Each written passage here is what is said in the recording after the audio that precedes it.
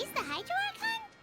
But... My dear people, rich and poor, those with cup in hand and those with nothing at all, raise your glasses in celebration!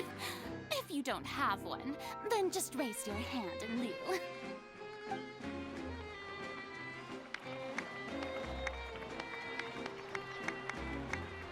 As you can all see, two unfamiliar travelers have arrived in our nation.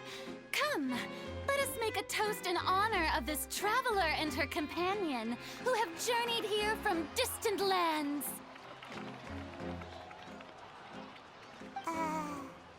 Is she talking about us? I've long heard of the turmoil and chaos you've left in your wake as you visited other nations. But I welcome you nevertheless. No, I have come to receive you personally. Fear is for insignificant cowards. I am a god, and I will never entertain the notion of such meaningless wariness. You can be rest assured, I see clearly your sincerity. Of course, seeking an audience with me is the most sensible thing to do. It will allow you to truly behold my power and witness my authority. Intelligent people always gather under the correct banner. I, Focalor, hereby welcome you to the nation of Hydro and acknowledge the value and significance of your trip. Now, you may rejoice in this. Yeah, Paimon still can't believe it. Feels like we've only been here for a few minutes. But the Hydro Archon's entrance was, how should Paimon describe it? Miss Hydro Archon? How did you know we were coming? I see. As Outlanders, you inevitably lack even some of the most basic understanding. Don't forget that even the gods can be divided into the mediocre and the excellent. I suppose you had best stop and consider. Do you really have the noble qualities and etiquette necessary to communicate with a god? All it takes is a flick of my finger for me to know everything about you. Whoa, talk about sounding high and mighty. Oh? What's with these looks? Perhaps the welcoming ceremony still isn't enough?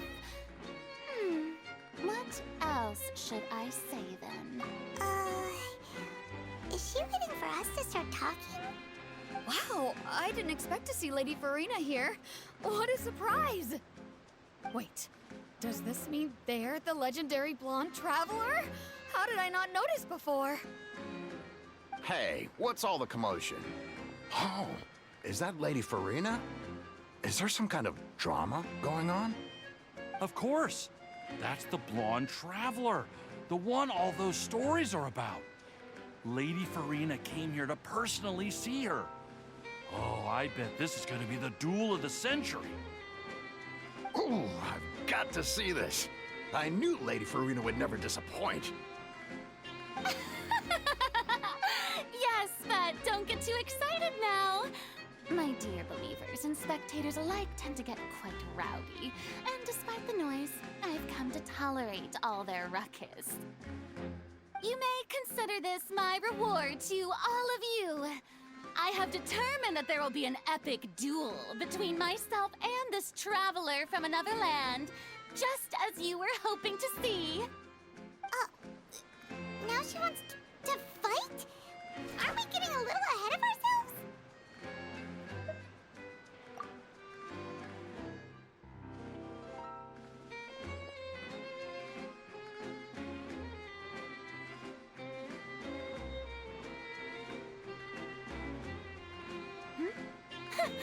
Are you not afraid? Might I remind you that this is a duel against the divine? What are you trying to do, traveler? Provoking a god in front of her people? Stand down, Clorend. I admire her bravery. Few have the courage to draw their sword against a god. She is obviously a true warrior. Unfortunately, people nowadays only crave to be thrilled, and a mere duel will not slake their thirst for excitement. Huh. Yeah, she's right. Just a duel. On Araneus, criminals are always requesting duels to defend their honor. I'm getting a bit old, to tell the truth. You see. Then, as the god of justice, I shall face this traveler in another kind of duel. A duel in court! Whoa, all right! Right. This is Fontaine, after all. Such a grand opera house, it would be a pity not to use it. Why do you care so much about the crowd's reactions? Seems you've spent a little too much time in the opera house. Besides, how exactly do you plan to have a duel in court? You mean you're going to put us on trial? Oh, we have reason to put you on trial. It's obvious, isn't it? According to Fontaine law, no one is permitted to release any flying objects within Fontaine city limits during the first 3 days of each month. You are clearly guilty of violating this law, no? Oh, so that's what they've done wrong. That's our Lady Furina. You call that obvious?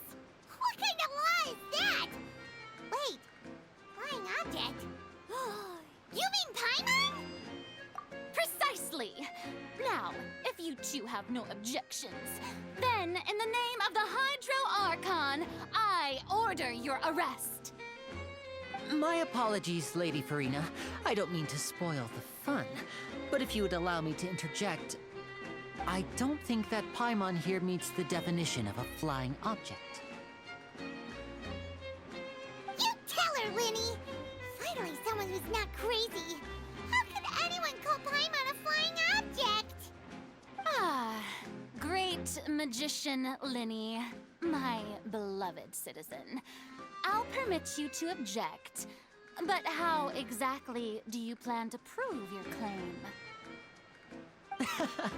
As a magician who just rained on your parade, I naturally should shoulder the responsibility of saving the show.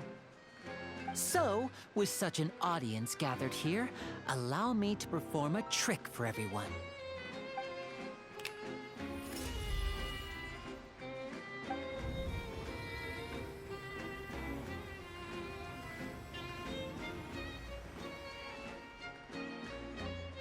Ta-da! What's that on Paimon's back? Hey, when did Winnie do that?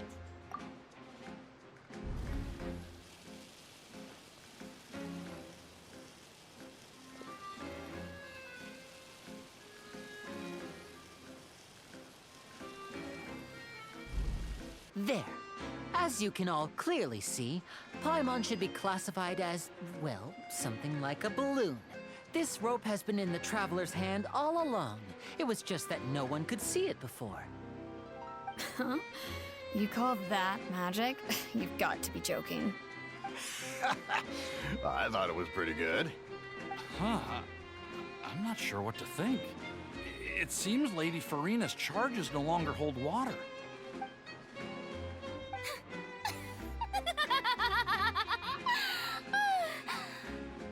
Amusing. Very amusing, Linny. Just the sort of unexpected twist that I enjoy. With you here, today's performance can finally be called complete. Performance? You see all this as a performance? In which case, consider the matter of your trial resolved. The god of justice will not bring charges against an innocent person. But when there are valid grounds, I will not only judge travelers from abroad, but even the gods of other lands. I look forward to seeing your upcoming performance at the Opera House, Mr. Linny and Miss Lynette. That's enough for now. Toodaloo!